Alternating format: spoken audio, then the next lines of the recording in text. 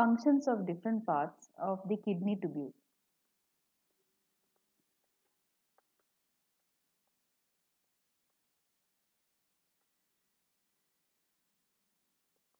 Now you can see here the different parts of kidney tubule. The first one, proximal convoluted tubule. Now in this part, proximal convoluted tubule, we can see that some substances are getting reabsorbed into the blood, and whereas some substances are secreted. So you can see bicarbonate, sodium chloride, water, nutrients, essential nutrients, and potassium ions are getting reabsorbed into the blood. Because the initial filtrate had useful substances also that will be taken back by the blood according to the need for the body. Whereas some substances are being released or secreted into the filtrate so that it can be excreted out. They are H plus ions and ammonia. Ammonia is a nitrogenous waste, it has to be immediately removed. H plus increases the acidity of the blood, that's why it also will be one of the constituent secreted through the filtrate. So what happens in proximal convoluted tubule is that reabsorption takes place. Reabsorption of essential nutrients,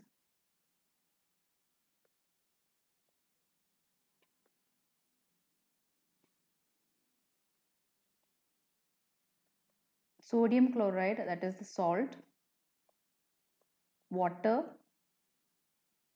bicarbonates, potassium ions. They are all reabsorbed by the blood. That means blood will take them back. And these substances will be secreted into the filtrate. Secretion of H plus, ammonia takes place over here. So by secreting the H plus outside and by absorbing the bicarbonates, blood absorbs the bicarbonates, the PCT, proximal convoluted tubule, helps in maintaining the pH, helps in maintaining pH of the blood.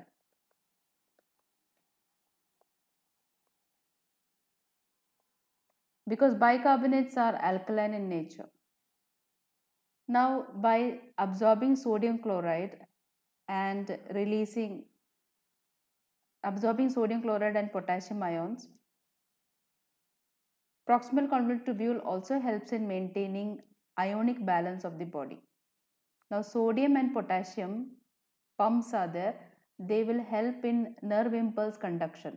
So that's why PCT also helps in maintaining ionic balance of the body.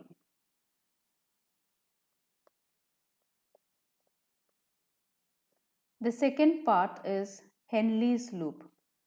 Henley's loop itself has got two limbs. The Henley's loop, if it is descending limb, what we see the Henley's loop which goes downwards, this is a descending limb, and the part of Henley's loop which carries a filtrate upwards, that is the ascending limb. If it is descending limb of Henley's loop, the permeability of both these limbs varies. Descending limbs are permeable to water. Permeable to water means they allow water to come out. So that's why you can see here in the diagram too. Here water is been allowed to come out into the medulla interstitial space. The space is called interstitial space, means tissue space. So that's because descending limb is permeable to water, but it is not permeable to salt or not permeable to electrolytes. So they are impermeable to electrolytes. Electrolytes means salt like sodium chloride. So what happens to the filtrate when they pass through this section, that is through descending limb, is that filtrate will become concentrated because water will be removed from the filtrate, water will come out, water is coming out here. Since the water comes out here, the filtrate that passes through the descending limb will be concentrated. After that, the filtrate will move upwards through the ascending limb. Ascending limb has permeability to electrolytes. They are permeable to electrolytes but not permeable to water. In that case, the filtrate will become dilute.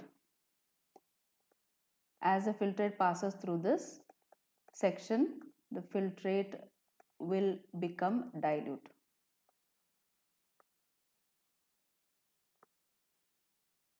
The next part of the kidney tubule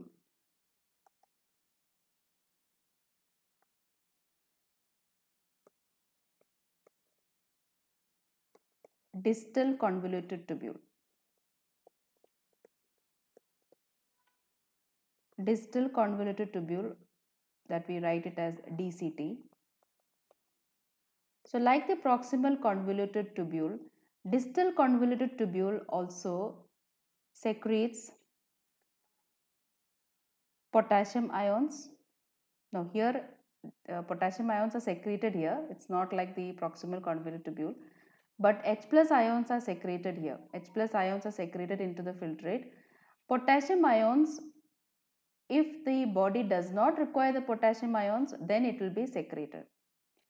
Now in this section, the blood will take back or blood will reabsorb sodium chloride according to the need of the body. Blood will reabsorb water and bicarbonates. So these sodium chloride, water and bicarbonates are reabsorbed. The sodium chloride is reabsorbed based on the condition.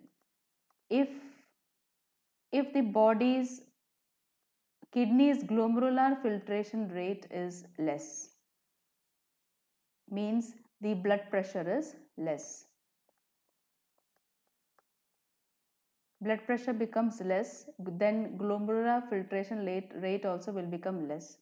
So in order to increase the glomerular filtration rate and the blood pressure, there is a hormone. That hormone is called as aldosterone. Aldosterone is secreted by adrenal cortex. Aldosterone will promote reabsorption of sodium chloride. So aldosterone will cause the reabsorption of sodium chloride.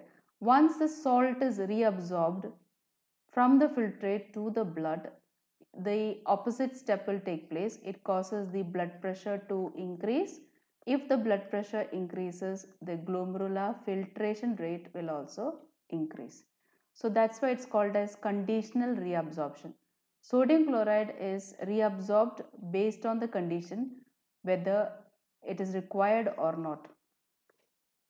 So in the distal convoluted tubule, what happens is conditional reabsorption takes place based on the need of the body. Conditional reabsorption of sodium chloride,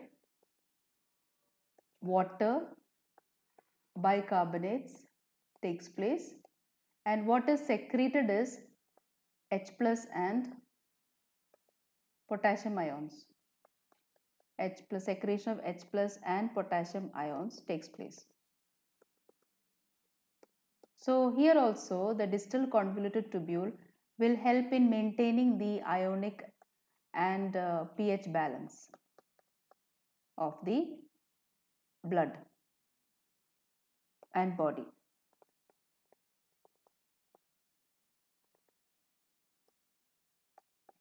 The last part is collecting duct. The collecting duct is permeable to urea. So some amount of urea comes out.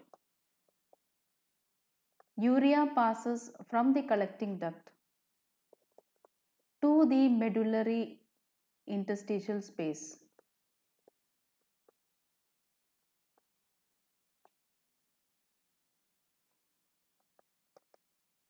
So this is to maintain the osmolarity or osmotic pressure, as we can see in the diagram here. The urea is coming out. Here you can see the urea is coming out of the collecting duct. So if there is urea present here, little amount of urea will only be coming out. Others will be excreted out through the ureter. But this urea will allow the water to come out so that at last concentrated urine can be produced in the collecting duct.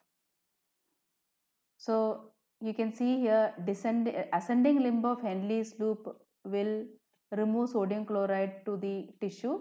Similarly, urea is also removed into the tissue. Because of these two reasons, it makes the water to come out into the medullary interstitial space. And so our urine will get concentrated. That's why even though initial filtrate in the Bowman's capsule is around 180 liters, the final filtrate is 1.5 liters to 2 liters. So the remaining are reabsorbed by the blood and some of the water comes out into the tissues because of the osmolarity present in the kidney tubules.